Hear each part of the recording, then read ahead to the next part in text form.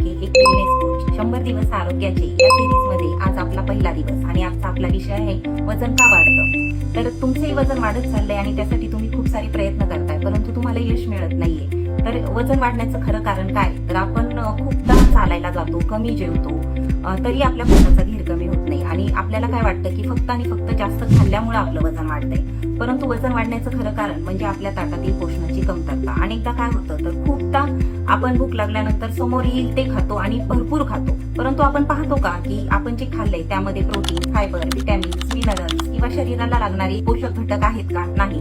आणि त्याबरोबरच सततचा ताणतणाव आणि एका जागी बसून राहणं यामुळे काय होतं, शरीर चरबी साठू लागतं आणि मग आपलं वजन वाढतं.